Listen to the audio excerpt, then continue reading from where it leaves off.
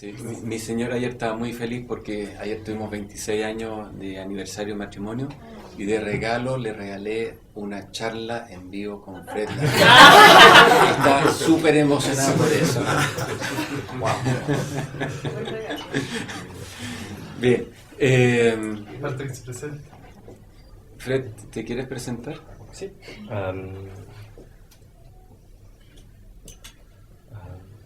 Hay 10 maneras diferentes de presentarme. Como, a lo mejor es lo que viene esta mañana para mí es la gratitud que tengo, que siempre me quedo impresionado que ocurre eso, ¿no? Que hay grupos que me quieren escuchar. Y tú dijiste algo como que alguna persona ha escrito el libro, que la humanidad. Sí, y a veces me siento así, ¿no? Que como si el universo me ha utilizado. Y tengo mucha gratitud porque eso me parece que el libro ha llegado en un momento en mi vida en que había hecho ya lo suficiente de trabajo personal que hoy puedo recibir el éxito que tiene este libro con simplicidad, ¿no? Y que estoy muy curioso de qué va a ocurrir en esa discusión. Perfecto. Que la verdad que me gusta mucho hablar como lo hice anoche, pero más que todo me gusta eso cuando hablamos de forma muy práctica, de mi empresa es así, así que estoy muy contento de estar. Y me doy cuenta que hay gente que están de pie y aquí todavía, que eso en el centro no es muy confortable. Así que si hay alguien, no sé, Jimena o... Sí, o pueden traer sillas también. No. Es probable que tenga que moverme, entrar, salir de repente, entonces... Okay. Pero si llega... Gracias. Y ahí por bien hay apoyo.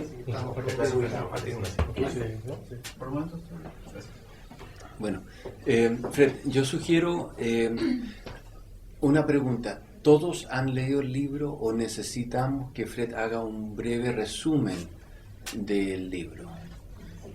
De acuerdo a lo que escuché, el resumen no es necesario. Entonces yo sugiero partir con una ronda de preguntas y a través de las preguntas que vaya surgiendo la conversación. Y doy la palabra al que quiera hacerle una pregunta y lo más probable es que a partir de la respuesta surjan otras preguntas. Me gustaría también que yo no es la única persona que hace respuestas. Por ejemplo, tú tienes experiencia, vosotros ya habéis cambiado cosas. O otras personas que no trabajan en empresas pero tienen intuición y también lo pueden poner que no.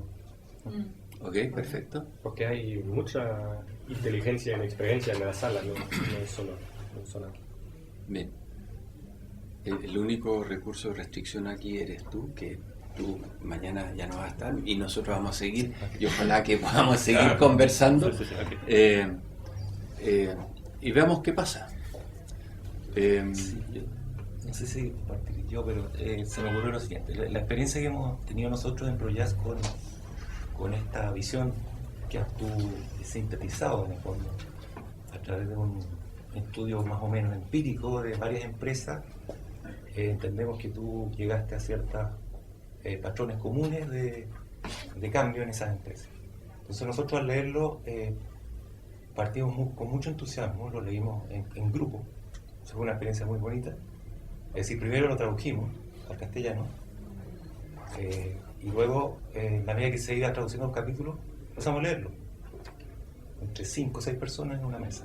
Nos dedicamos todos los jueves a eso, por un par de horas. Y el entusiasmo fantástico, las ideas, la lectura muy fluida, muy bien escrito. Y siempre quedábamos después que terminábamos capítulos, por decirlo así, donde había una idea muy clara del cambio que estaba ocurriendo, que tú bien lo describías, llegamos a la introspección. ¿Qué está pasando aquí en esta empresa? ¿De qué color somos? Somos un poco aquí, tú eres así. Como que la tendencia a buscar certezas era lo típico, lo humano, de buscar, oye, ¿qué somos? ¿Dónde estamos? Estereotipo. La forma naranja de mirar el dilema era cuánto nos falta para llegar a ese estado. Lo entendemos todo el estado, mucho de chequeo de quienes estamos ahí, entendemos lo mismo. Con mucho entusiasmo terminamos de leer el libro finalmente y quedamos mirándonos y dijimos, ¿qué hacemos? Vamos al cambio, listo, vamos al cambio. Pero esas 2 horas de los jueves se complementaban con otras 2 horas de otras cosas, del día a día, lo típico, que te comen. El Instituto de Música tiene una regulación del Ministerio de Educación muy fuerte, muy necesaria, y nos empezó a ocupar también porque estábamos viviendo un proceso de acreditación que demanda no solo lectura, sino que también redactar respuestas, qué sé yo, y nos metimos en ese otro tema con y lo empezó a quedar ahí, latente, vivo, pero no moviéndose. Entonces, por lo menos mi reflexión es que estos cambios, si bien sospechamos todo de que vienen, porque no que vienen, que lo vamos a construir entre todos en experiencias particulares, quizás, amarrarlo, ¿no? Esa es un poco la experiencia, las pocas experiencias que hemos tenido con el libro, ¿no? Es un poco intuitiva, si quieres, ¿no? Entonces, ¿cuál es la pregunta? La pregunta es cómo ves tú, o cómo vemos todos, enlazar lo que hoy día está construido como formas de trabajo. ¿Qué cosas permanecen y cosas definitivamente cambian? Por ejemplo, la normativa, la ISO 9001, un ejemplo, o el tener que trabajar con el conocimiento, la especialización. Tú le das mucho valor a la expertise como un driver de lo que va a avanzar. O sea, si no hay expertos, es muy difícil que las compañías sigan. ¿Okay? Entonces tu pregunta es, ¿qué cambia y qué...? ¿Qué cosas permanecen? ¿Qué cosas crees tú que va a permanecer en esto? De lo que hay hoy día en el estado actual de management, ¿qué cosas crees tú que desaparecen y qué cosas permanecen? Uy, eso, pregunta muy filosófica.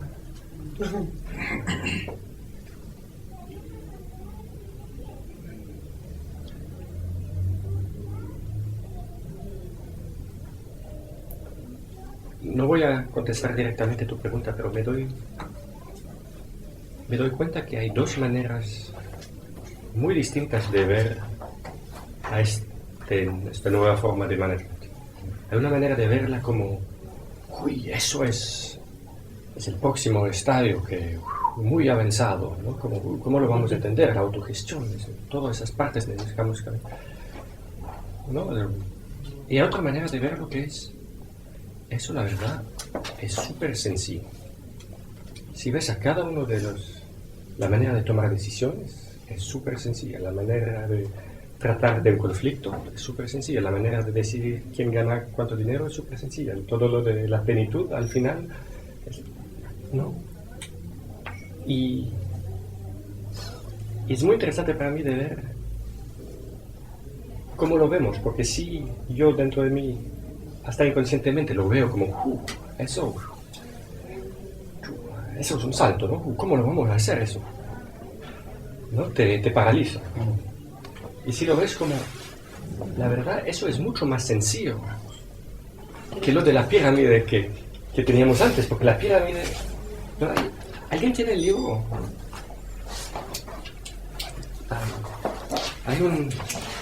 Dijo algún lugar de Morningstar, no sé si se acuerda de los puntos.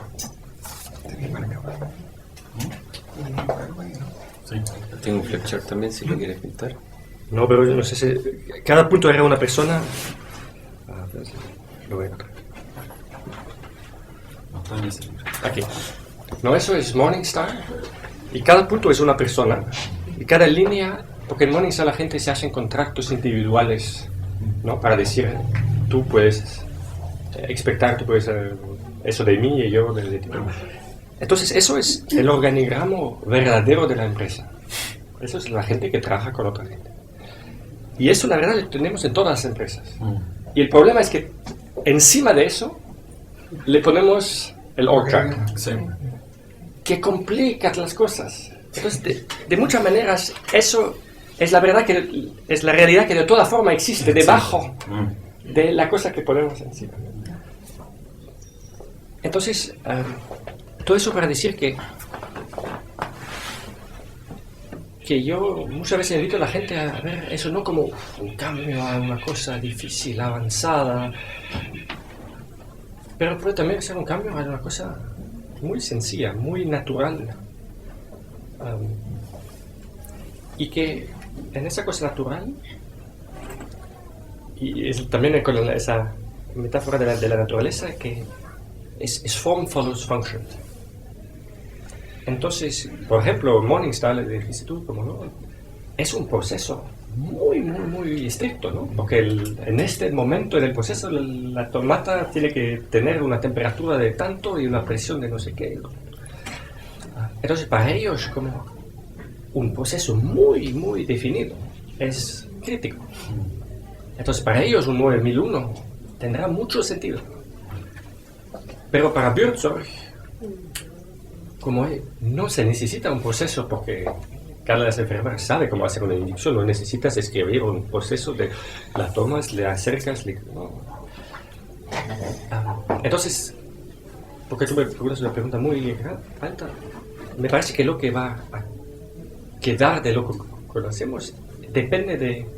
Hay partes de las empresas que necesitan un proceso muy estricto, hay otras partes que pueden fluir.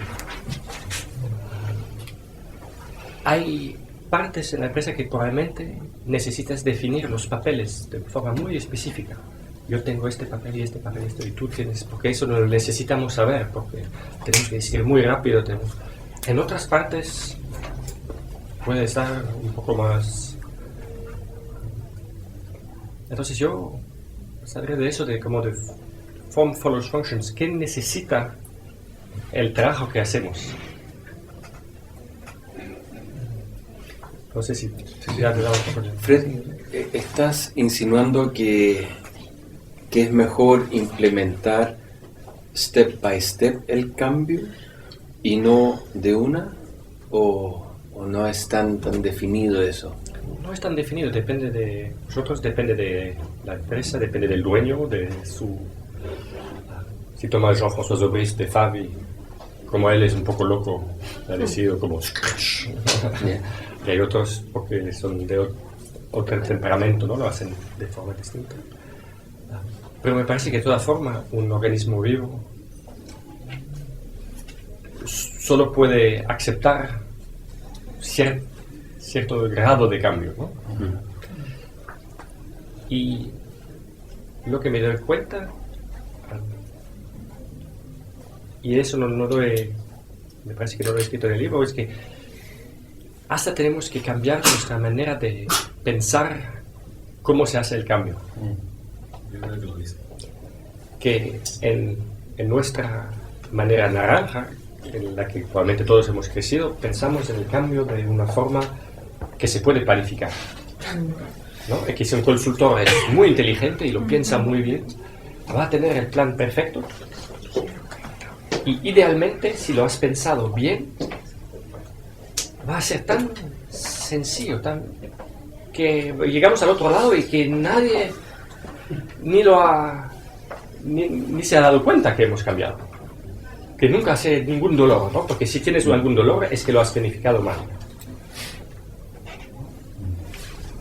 Como y la verdad, una evolución. Sí, pero la planificación existe básicamente, creo yo, para evitar ciertos riesgos en el camino. sí. Entonces, cuando tú dices que esto no va con la planificación, ¿cómo lidias entonces con los riesgos?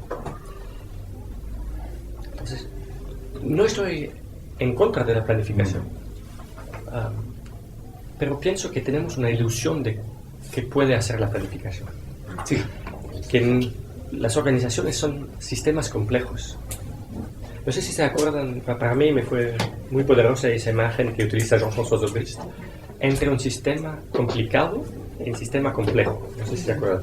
El sistema, él lo utiliza mucho hablando con los obreros en la fábrica. Dice, un sistema complicado es como un Boeing o un Airbus, ¿no? Tiene cientos de miles de partes, ¿no? Pero responde a una lógica lineal. Salgas una parte del avión y un ingeniero te va a decir exactamente lo que va a pasar, si el avión todavía puede volar o no, porque es una lógica. Eso es complicado. Y complejo es un bol de espagueti. Si es un bol de espagueti y hay una espagueti que sale por el lado y lo vas a tirar, ni la computadora más grande del mundo puede decir lo que va a pasar. Y nuestra manera de pensar las organizaciones es como si fueran Boeings. Y la verdad que son espaguetis. Entonces nuestra forma de pensar el cambio es que como un Boeing lo podemos construir. Entonces, si la empresa es un Boeing, entonces es muy bien de planificar. Yo no soy en contra de la planificación. No soy como el problema como verde, ¿no? No vamos a planificar todo. No es solo que tenemos que aceptar que hay muy poco que me parece que podemos planificar de verdad. Y si tomas la imagen del espagueti, lo que puedes hacer es mirarlo muy bien de todos lados y decir, con toda mi inteligencia, la inteligencia que tenemos, me parece que es con este espagueti que tenemos que empezar. Y después será probablemente este. Y vas corrigiendo en el camino. Y vas cambiando porque, hay una resistencia que no sabía. Lo dejo. Y ahora voy allá. Entonces, me parece que el cambio que podéis hacer es que escuchar dentro, hablar mucho y decidir, para nosotros vamos a empezar, no sé, con la autogestión o con los wholeness o con no sé. Y si es la autogestión, para nosotros, ¿sabes qué? Vamos a empezar con las discusiones de las evaluaciones, porque aquí en esa empresa las evaluaciones es lo que da miedo a todo el mundo. Y probablemente que si hacemos eso, el paso siguiente será que tendremos que hablar de los bonus, porque eso ¿no? Tiene alguna conexión. Y después a lo mejor puedes planificar 1, 2, 3 etapas, pero probablemente no más, porque lo que pasa es que una vez que empiezas con uno, hay otra parte del sistema que se mueve y que va a conocer un dolor. Alguien va a decir, como no sé, imagínate un manager, dices, pues yo soy el manager, pero me sacas unas de mis maneras de tener poder de hacer cosas, entonces ya no me puedes hacer mi bonus sobre eso si ya no tengo el poder. Sí, no lo había pensado eso, entonces, ahora el tema. Entonces, lo mejor es hacer, planifico lo que puedo, pero estoy todo el tiempo escuchando. ¿Sigue como lo pensaba o no? Vamos a cambiar otra cosa. Y me parece que tenemos que aceptar que en el proceso habrá dolor. Habrá gente que va a decir, pero eso ya no funciona. Y tú jefe, dueño, deberías pensarlo mejor. Y me parece que como jefes tenemos que aprender a vivir con eso. Decir, pues sí, eso es lo mejor que yo podría pensar y hace parte del camino. Ya no solamente la resistencia al cambio, sino que además está el dolor que dices tú de cambiar, entre comillas, sin planificar. Que te va a producir mucho dolor, muchos dolores que tienes que estar atento a escuchar cuándo ocurren de poder resolverlo y seguir. Para mí la diferencia es importante, no es que no vamos a planificar, vamos a planificar lo poco que podemos. Plazo, claro. Lo poco que podemos. Sí. Okay. Yo tengo una pregunta. La verdad cosa es que, como decía yo, no me preocupo de las expectativas. Me preocupa empezar a echar a andar la rueda, ¿no es cierto? Tirar la bola, que ruede, ¿no es cierto? Y ahí va a pasar, se cae un canal, después se cae el aceite, no sé.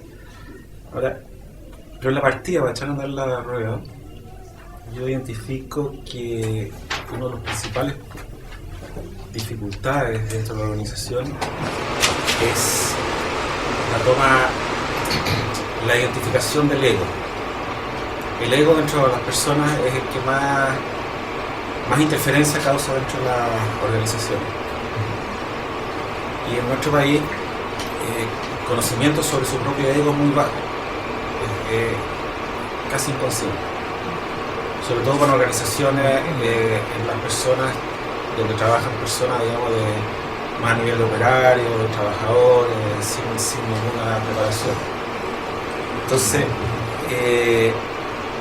además en nuestro país en general es automarcado por una baja autoestima. ¿Una baja? Baja autoestima. Entonces la baja autoestima más la falta de conocimiento del ego, creo yo, eso lo comparto con usted, que va a ser una de las principales dificultades que voy a enfrentar, porque también la baja autoestima es la que más promueve la lucha al poder. Entonces, todo lo demás yo creo que es bastante más fácil de sobrellevar, pero como en una organización con un nivel de conciencia básico, si lo quiero poner así, con una baja autoestima, dentro de un entorno de una baja autoestima, con no saber identificar el ego, ¿qué crees tú que se puede, qué crees tú que puede pasar? O de acuerdo a todos los estudios que has hecho, ¿cómo fue posible cambiar ese paradigma o esa dificultad? No sé.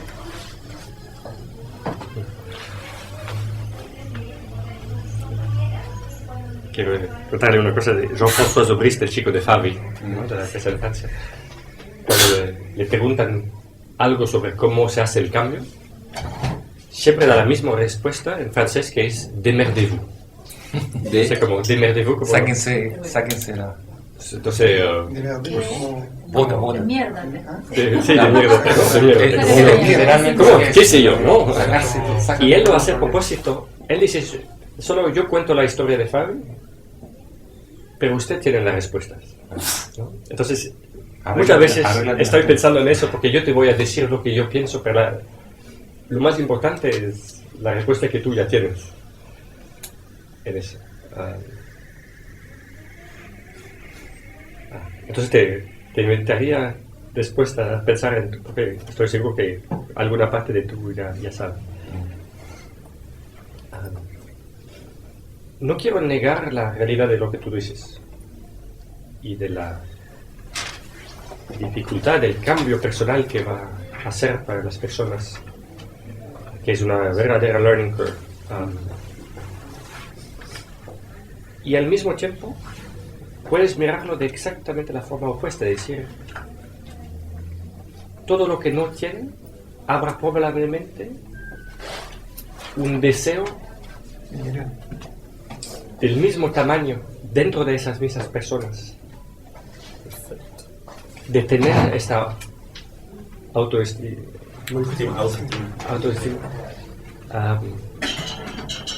habrá una parte inconsciente de su alma que ya está harto del ego. Entonces la pregunta que yo haría no es de verlo como lo difícil, será difícil, pero de verlo cómo hablo a esa parte de ellos que desde mucho tiempo quiere eso, y cómo la hablo a esa parte, cómo la invito. Y me parece que puede ser tan fácil como de decirlo. Una de las cosas que yo aprendo en mi propia vida y que me doy cuenta en todo eso es que en neurociencia sabemos mucho eso, ¿no? que hay dos niveles de hablar, ¿no? O tenemos una conversación verdadera, o tenemos una conversación con jugement, Juicios. y con miedo, ¿no? Y pasan por otros circuitos en el cerebro, ¿no? Con la amígdala, ¿no? Y cuando pasa eso, no tenemos una conversación, pero tenemos tres. Hay la conversación que tenemos acá, pero hay la conversación que tú tienes en tu cabeza y la conversación que yo tengo aquí. Y lo más fácil es de tomar la conversación que yo tengo aquí y de ponerlo entre nosotros. Y ya se va, y ya tenemos. Entonces, una invitación posible es para ti de compartir exactamente esa conversación con la gente. Decidir, eso es la visión que tengo, eso es lo que mi corazón me pregunta, mi alma me pregunta de la gente. Y una de las cosas que me da miedo es que vivimos en una cultura en que no hemos aprendido a hablar de ello. Vivimos una cultura en que vosotros, en particular la gente que no ha tenido mucha educación, tiene una autoestima muy baja y me duele que nuestra sociedad ha hecho eso.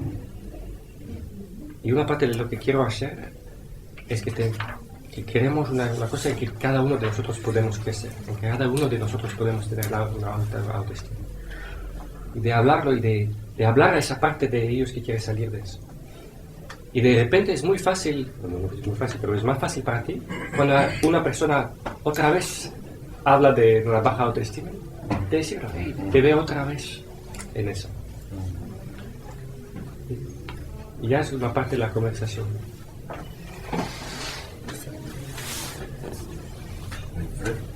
Sí, como para unir las dos respuestas, mi primera experiencia fue como vamos a ser padres. Tú no planificas qué vas a hacer el año 2, el año 3, el año 4, con el niño, con el bebé. Apareció, el resultado es positivo, vamos a ser padres. Y empiezas a compartir, a conversar con tu mujer, como qué quieres entregarle a ese niño, qué valores, dónde te gusta que estudiara, cómo quieres que sea, cómo lo guiamos. Entonces para nosotros fue, cuando elegimos cambiar la forma de organizarnos, fue como nuestra empresa es un niño y queremos que tenga ciertos valores, como tú decías, sociales, de bienestar, de rendimiento. Pero sí dijimos, planteemos unos ciertos desafíos o metas. Paralelo a eso estaba la ISO 9001 y le comunicamos a la ISO 9001 somos caóticos, no somos piramidales. Y ellos no lo entendían. Pero preparamos una presentación para que el consultor, el auditor lo entendiera. Y adaptamos los procesos de esa manera, que eran de autoorganización, para cumplir los requisitos normativos. Y decidimos también pagar el precio de que no iban a observar algunas cosas porque no iba a ser perfecto. Porque esto no existe la perfección, se autoorganiza. Y que no nos iba a importar el ego de que aparecía en el informe, tienes 2 no conformidades y 10 observaciones. Las corregimos en el camino cuando nos den los plazos. Y tratando de unir con la pregunta que presentaba y durante el mismo año cada uno diga, bueno, ¿qué necesito yo para pasar al siguiente nivel como ser humano? Y fijamos ciertos recursos para los cursos que te interesaran, como para ir aprendiendo sobre nosotros mismos. Y los colocábamos dentro de la norma, como en las capacitaciones internas. Mira, un curso de desarrollo personal, un curso de autoestima, de liderazgo. Lo que nosotros sentíamos que, oye, como que esto me hace falta para que podamos lograr esta meta financiera o de número de clientes o de nuevas propuestas que queríamos lanzar. Y en el camino, así como ser padre, aparecen los problemas, aparece el caos y el único código es conversemos. O sea, tengo un problema, conversemos. Y ahí aparece el café, la cerveza, la junta y conversemos. Y en un proceso constante. En mi experiencia eso ha sido muy bueno. Su forma de resolución de conflictos entonces a través de la conversación, sí, sin ni un... Conversemos. ¿Y la cerveza? El conversarlo, tratando de sacar lo que hay aquí y ponerlo en el fondo sin... Sí, y siempre como cuál era el sueño, cómo lo conversamos para ir hacia ese lugar. Okay. Y muchas veces no estamos de acuerdo. Y perfecto. Qué bueno no estar de acuerdo. Y conversemos. Y así a poquito. Aparece resistencia, pero después, como ya empieza a ser parte de tu cultura también, como que se empieza a desarrollar, como ser mamá o papá de un niño. Eso, sí. Yo tengo una pregunta. Yo no me leí el libro, así que quizás mi pregunta ya está respondida en el libro, pero igual la charla de ayer tenía harto interés en hacerla.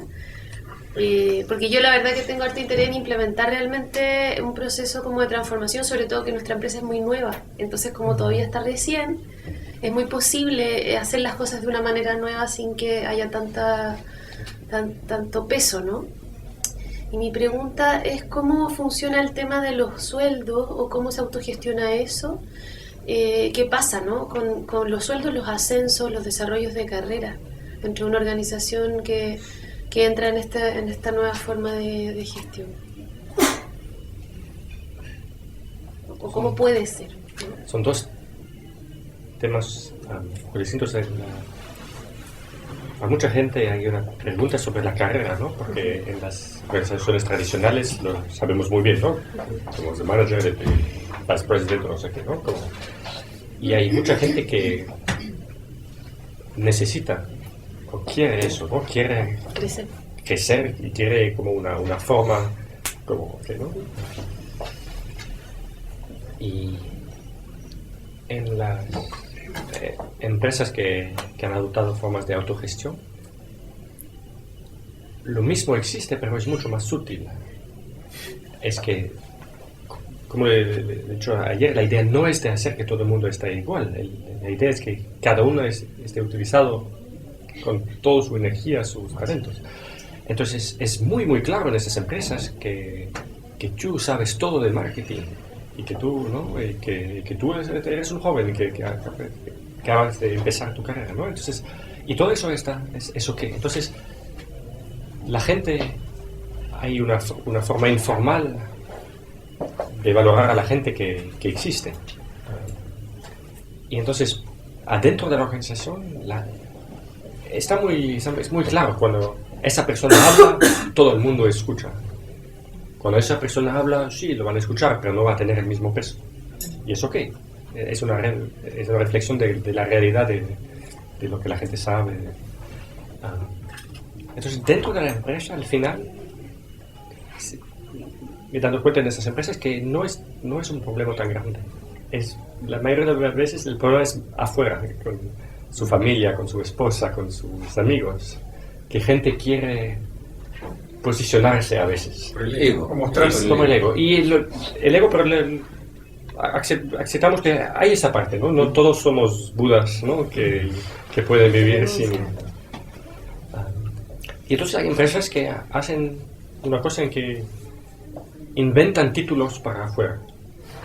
Con los clientes, claro. El servicio. Y hay diferentes formas. Hay empresas que lo hacen de forma muy informal. Cada uno se inventa su título para afuera. Sí. Hay otras que lo toman un poco más en serio. También, y me parece que no es una mala idea, porque dicen, no es tan fácil de dejar una empresa así y de regresar a una empresa normal. Y de cierta forma esas empresas pueden ser casi como cárceles, ¿no? Bonitas. Pero imagínate, tú te vas a mudar con tu familia a 500 kilómetros, pues vas a cambiar de empresa. Entonces es más fácil si puedes homologar si puedes, ¿no? Entonces hay otras empresas en que formas tipo de human resources calibran la cosa. Y te deciden, pues nos parece que tú lo que haces es más o menos el equivalente de lo que haría una persona. Y entonces el sueldo sigue la misma manera de pensar. Es que y sí hay una empresa que se llama Morningstar que tiene un proceso muy bonito. Entonces cuando una persona entra en la empresa, sí que haces normalmente algo, una cosa un poco como el mercado, ¿no? Hay una persona que viene para hacer, no sé, marketing, pues que pagaríamos normalmente una persona como esa. Y una vez que está dentro de la organización, tienen un proceso muy bonito para decidir quién va a tener una aumentación. ¿Sí? Un aumento. Y es un proceso muy sencillo en que toda la gente que hace parte de la empresa escribe una vez al año una carta, empezando como yo me otorgo una aumenta de 2%. Y tienes que explicar por qué, y qué te parece que ha cambiado, ¿no? Y después en cada una de sus fábricas la gente elige un grupo que toma todas esas letras y hace una calibración y dice, hey, Vele, tú has sido un poco muy humilde y podrías aumentarte un poco más. Y Enrique, tú a lo mejor has intentado un poco alto, ¿no? Nos parece cuando comparamos. No todavía es. Expectativas. Entonces eso lo puedes leer en el libro, está explicado muy bien. Además de eso, de esos procesos, la mayoría de esas empresas, te lo digo porque tú me explicaste al principio un poco lo que quieren hacer, hay una voluntad de muchas de esas empresas de disminuir un poco la brecha. Sí, y más que todo de pagar bien a la gente más baja. Viene en buena parte de este pensamiento del desarrollo que si tienes problemas fuertes con el dinero, no vas a poder crecer como humana tan fácilmente, porque toda tu atención es en otra cosa. Entonces son empresas que muchas veces pagan menos la gente afuera, al tope, y más la gente por debajo, y la gente en el tope de todas formas, si están atraídos por ese tipo de empresas, muchas veces no es porque el dinero es tan importante. Mira qué bonito eso, porque justamente la empresa se llama Próxima y lo que quieren es aproximar lo extremo. Ese es nuestro objetivo, ¿no? Como en la base nosotros trabajamos con mucha gente en los sueldos más bajos, en el fondo es como subirles el estándar. De todas maneras, claro. Y después he visto una de las empresas, RHD, hace eso en Filadelfia, que es muy bonito, que también se hacen formas de ayuda entre sí. Entonces se hacen como fondos, porque las personas que tienen un sueldo muy bajo muchas veces también no tienen ningún dinero respaldo, ¿no? Por si acaso le ocurre algo, una enfermedad grande o un hijo que tiene una enfermedad. Y entonces a veces hacen formas muy bonitas en que hacen como un fondo entre las personas, y este año te va a ayudar a ti y el otro año me va a ayudar a mí. ¿Y eso se decide también con un comité o...? Sí, puede ser. Hacerlo de formas diferentes. No es tan importante el proceso, pero el hecho que la gente se siente que un poco de temor que se va, se dice qué me va a ocurrir si en la vida hay algún problema. Me surge una duda. Tú dijiste que la evaluación de desempeño sería una cosa más bien informal, o sería una evaluación de 360 grados, no sé si la conoces. Todos se evalúan de arriba y de abajo, de un lado. ¿La gente? En este tipo de empresas, ¿existe esa evaluación formal? ¿O es una evaluación que obviamente como es, que en el fondo tú estás siempre, constantemente evaluándote a ti y al resto en las conversaciones en todo momento, y finalmente eso decanta en una carta en donde dice, bueno, este está pidiendo muy poco, hay que darle más?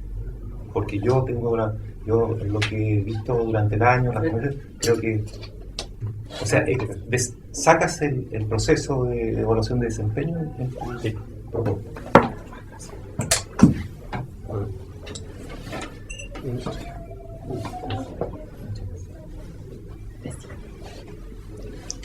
Y de la cosa ¿se dice desempeño? ¿La sí, evaluación? Sí. Evaluación de desempeño, sí. La evaluación, eso es una cosa en que las empresas que investigaban tenían procesos muy diferentes. Como el advice process era casi lo mismo, la relación del conflicto era lo mismo, pero la forma de hacer evaluación era muy distinta. En Favi no hay nada. Lo hacen casi todos los días como de forma muy informal, y hay otros que tienen procesos muy hay feedback todo el tiempo, hay conversaciones. Pero sigue siendo una cosa bastante, ¿no? Es un trabajo duro, ¿no? Son gente así que lo hacen, pero muchas veces de forma un poco indirecta, ¿no? Esa es la fábrica que hace piezas para automóviles. Imagínate una fábrica de línea. El proceso más bonito que he visto yo es en Sounds True, que si somos un equipo que trabaja juntos, se hace el feedback, la evaluación una vez al año, pero todos juntos en vivo. Entonces no un papel, no anónimo, no... Imaginen que cada uno a su lado, pero imagínense, ahora soy yo, entonces yo me siento aquí, es una silla especial, y cada persona va al frente, y después es otra persona, y me dice lo que me hace grande en sus ojos, lo que me hace grande en sus ojos, y lo que ven en mí, que a lo mejor yo todavía no veo. Y hay un script que escribe todo eso en un papel grande, y al final le enrollan el papel, le hacen como y te lo dan de manera muy formal, y es impresionante de ver un grupo y empieza con un minuto de silencio para que todo el mundo habla de es muy bonito. Yo creo que la evaluación en general estresa a una organización, ¿sí? Y entonces tampoco, el nombre ya entonces ya no la hace feliz. Y por lo tanto la evaluación, yo nunca he hecho evaluación ni de 10 grados, ni de 1, ni menos de 360. Pero sí la interacción diaria. Ahora, desde ese punto de vista, yo creo que si está al nivel de conciencia, si estamos trabajando para la comunidad o para el sistema comunidad, y nos sentimos identificados, la necesidad de evaluación cada vez va a disminuir más. Y tal como siempre hago el ejemplo, o sea, es súper fácil entre amigos organizar un asado. Yo pongo la parrilla, yo pongo el carbón, tú traes la carne, etc. Y el que no hace nada, que siempre hay alguien que no hace nada, para el segundo asado ya no lo invitan. Él solo se está autoexcluyendo, y eso a las organizaciones va a pasar lo mismo, sin necesidad de evaluar, porque ya no encaja dentro de la organización. Estoy totalmente de acuerdo con eso. Absolutamente, se ve en todas esas empresas. Y me parece que a un otro nivel, algo en nosotros quiere esas conversaciones profundas, quiere ser reconocido y ser visto, no de forma evaluativa. Entonces el problema es que me parece que como todos hemos conocido la evaluación en las escuelas durante 12 años en la universidad, que son formas muy normativas que dan mucho miedo, tenemos tanto miedo que no lo queremos hacer. Y es verdad que casi no lo necesitamos hacer porque el sistema se corrige de sí mismo. Claro. Pero en esos momentos, en Sounds True, la gente está llorando de felicidad de que nosotros le ven a un nivel profundo. Pasa algo en un equipo en que te digo, V, eso lo ve en ti, y cuando te veo así te veo grande. Algo pasa cuando tú me escuchas y que todo el mundo lo escucha. Algo, después ya la gente no se habla de la misma forma, no se ve de la misma forma. Entonces, no es para evaluar, no es para decir tú no has trabajado bien en esa... Es de compartir lo que vemos en nosotros. Esa evaluación, esa manera de dialogar se aprende, se instala de alguna forma, se entrena, porque te lo pregunto porque yo tengo harta experiencia en un trabajo grupal y depende del tipo también de formación que tú tengas, es lo que tú consideras que puedes decir. Sí. Y entonces yo me imagino dejar a un grupo así de mis colaboradoras de aseo diciéndose cosas y me da miedo. Sí, me da miedo que se agredan, porque pasan cosas así, ¿no? Entonces hay una forma como de entrenar esa conversación. Sí, por cierto, y probablemente que hay gente aquí que lo sabe manejar muy bien y que probablemente las primeras veces utilizaría una persona externa que le da un formato. Y me parece también importante que si hay cosas negativas, cosas que la gente tiene que no han dicho, que también necesitamos lugares en que eso se puede decir. Entonces, si hay muchas de esas cosas que se han acumulado, no me parece una buena idea de hacerlo del Público. estilo en que todos, ¿qué ve grande en ti? Sí, la verdad, ¿no? Entonces empezaría con ver que eso existe también y hacer espacios en que esas cosas se pueden decir, pero dándole... Como causa, ¿no? Sí. Sí. Ahí yo sigo a un maestro budista que se llama Thich Nhat Hanh, que vive en Francia, ¿no? Bueno, ahora está en Estados Unidos, y él tiene una práctica que se llama regar las flores, que es un poco eso, ¿no? Que es como decirle al otro lo bueno que yo veo en ti. Sí. Y yo también agregué otra que se llama sacar la maleza, que la maleza es como la mala hierba. Y es que también uno saque lo que está como molestando, que pasa todo el tiempo. Una pregunta, una reflexión. A mí me pasó al leer el libro que sentía que junto con Reinventing Organizations había algo como de Recovering Organizations. Y yo apunto de que, voy a contar de mi experiencia, cuando estuve en la universidad o cuando hice el MBA, por ejemplo, el programa se jactaba que íbamos a revisar 84 casos de Harvard, Business Case de Harvard. Y a mí parecer las empresas grandes, las grandes corporaciones, como probablemente las que te tocó ver en McKinsey, son un extremo, que tiene otra lógica, otra cultura, y además es la que gatilla la mayoría de la literatura. A mí me sorprende como empresas más pequeñas que se están formando, son 10 personas y empiezan con esta ambición de tratar de parecerse a General Electric, entonces empiezan a hacer balance scorecard, oye, no tenemos las descripciones de cargo, chuta, entonces es un poco una vergüenza también de decir en Chile decimos somos más pencas, así como somos más malos, somos inferiores, somos menos profesionales, no hemos llegado a las grandes ligas, en fin, porque hay una comparación. Entonces la cultura del management, de la especie naranja, en fin, y es como compararse contra eso, ¿no?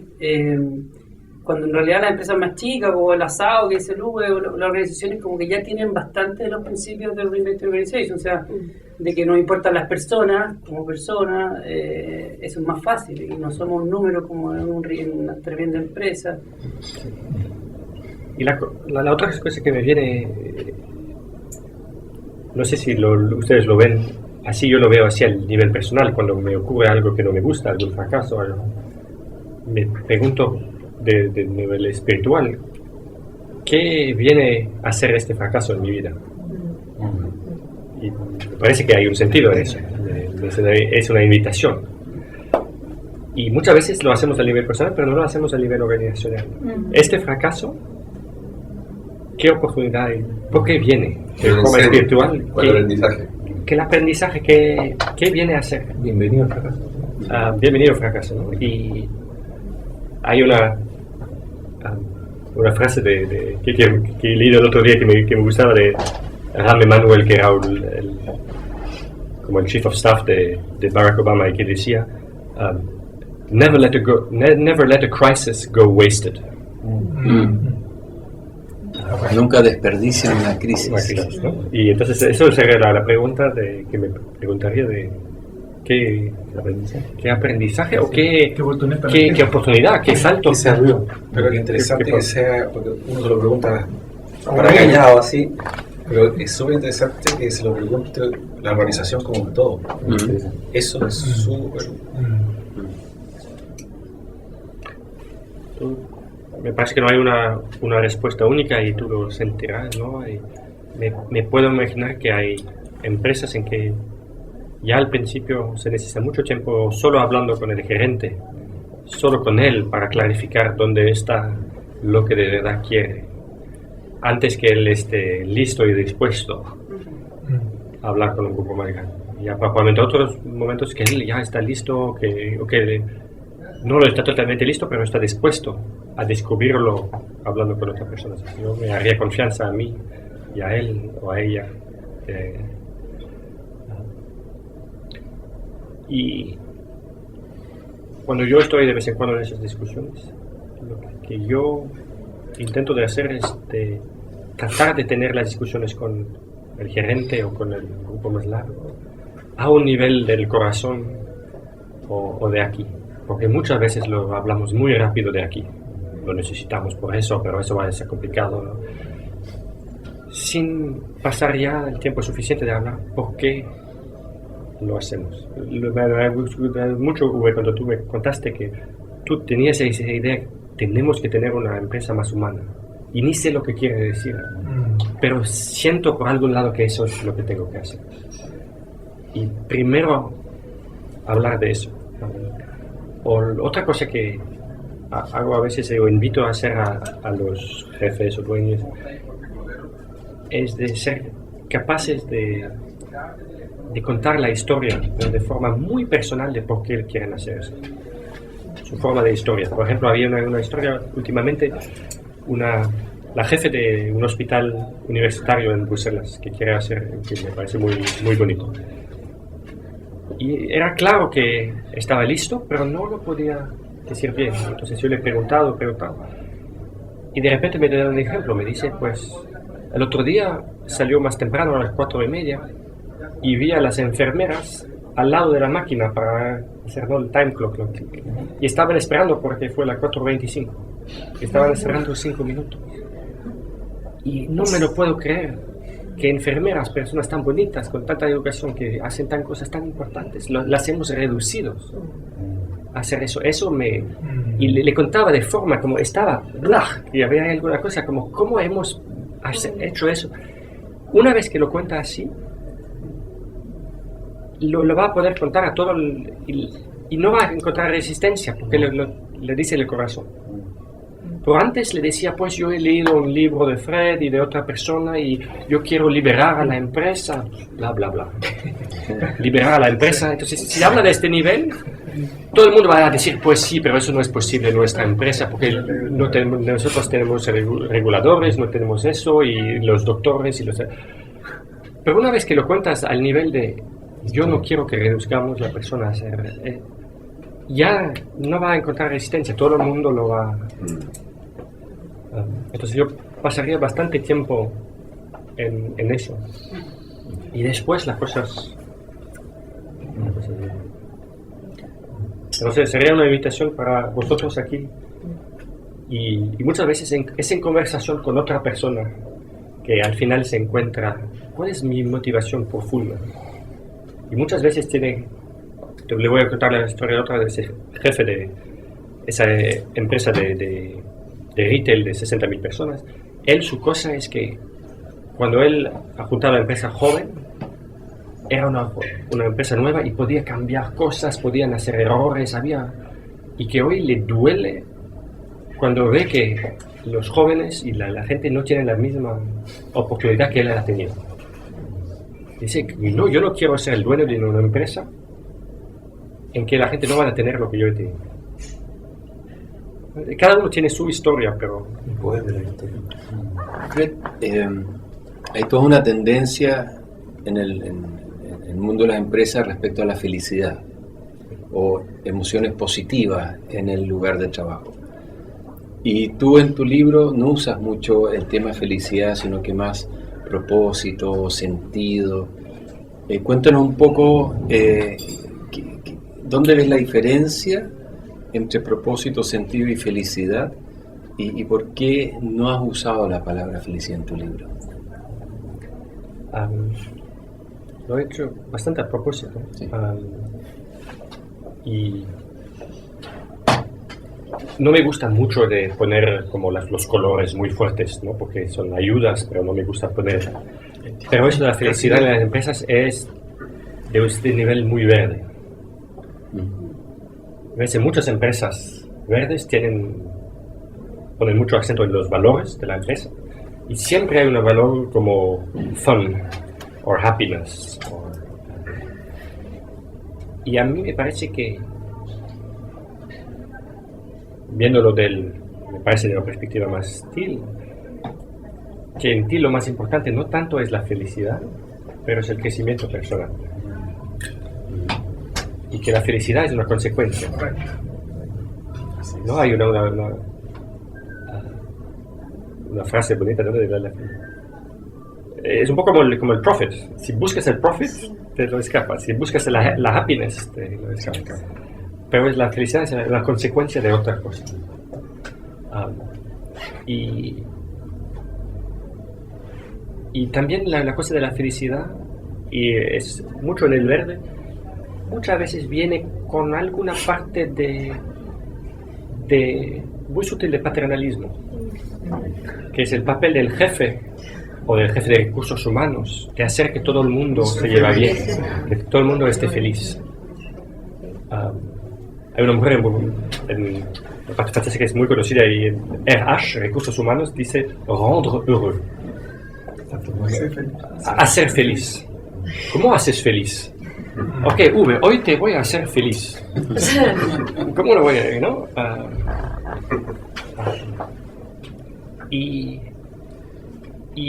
se ve que en algunas de esas empresas verdes, eso me parece tremendo que haya empresas que ponen el enfoque en la cultura, en los valores, que muchas veces sí, la gente es más feliz que en las empresas naranjas, no hay ningún...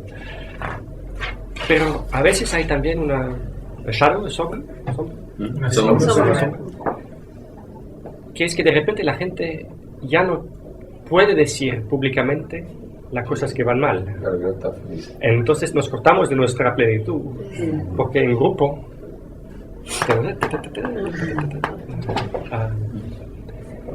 entonces me parece muy bonito que haya felicidad, pero si al mismo tiempo le permite también que hay días que no estoy feliz, hay días que hay problemas, y hoy tengo un problema contigo y lo vamos a hablar o vamos a pretender que...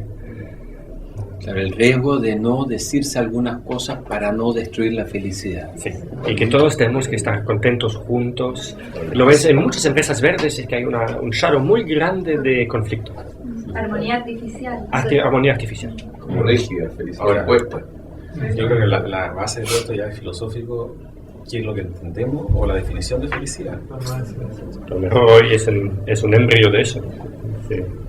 Si ustedes deciden que hay valor en eso, de vez en cuando de discutir entre vosotros, porque vosotros estáis de verdad con la mano en la tierra.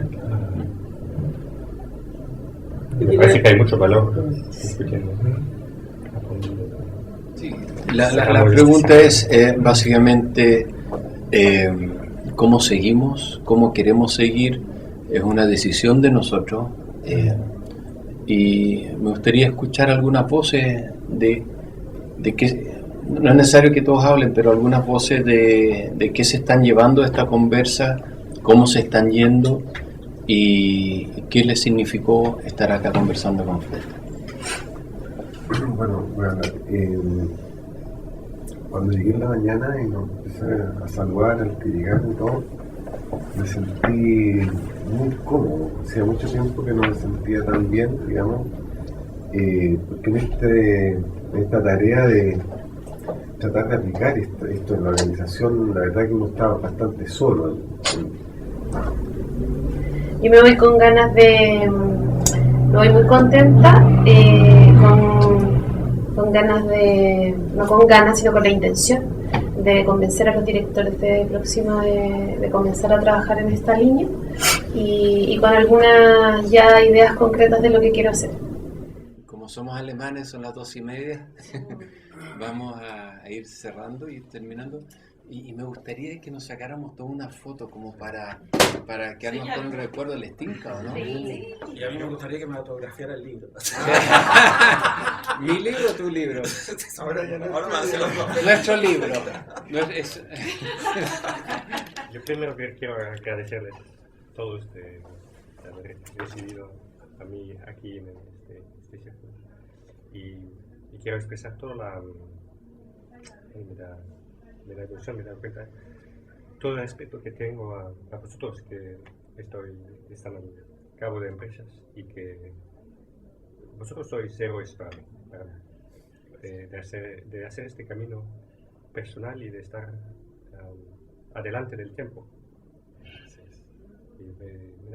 Y tengo mucho respeto para lo que hacen vosotros.